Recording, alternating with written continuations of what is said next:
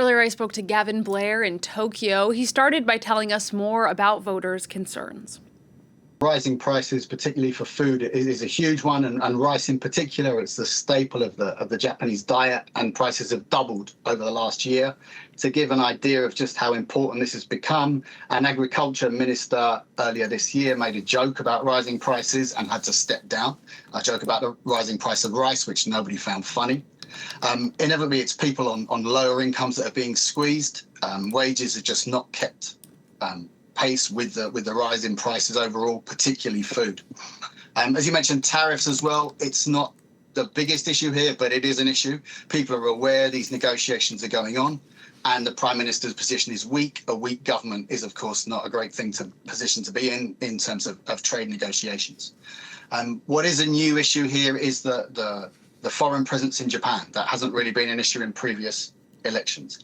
People here do realize that Japan needs more workers. There's a huge shortage in nearly every sector. But this is a new phenomenon in Japan, a large influx of foreign people.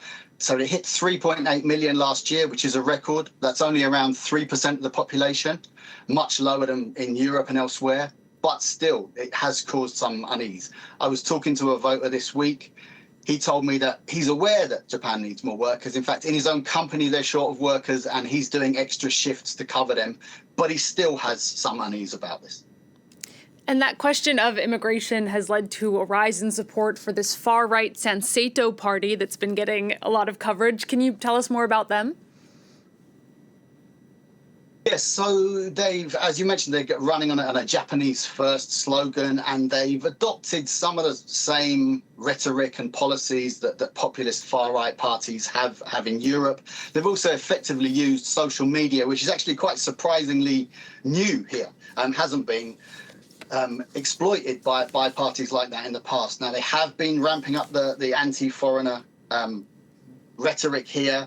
They're talking about, and they're appealing to people who are struggling economically. That's really the group they're aiming at. And in terms of their other policies, they're anti-vax, they're anti-globalization, they're anti-LGBTQ. Now, they're proposing a new constitution, which actually does away with most individual rights. I don't think most voters are aware of this, the content of that. Now, they may only win 10 to 20 seats in this election, but they have already shifted the conversation.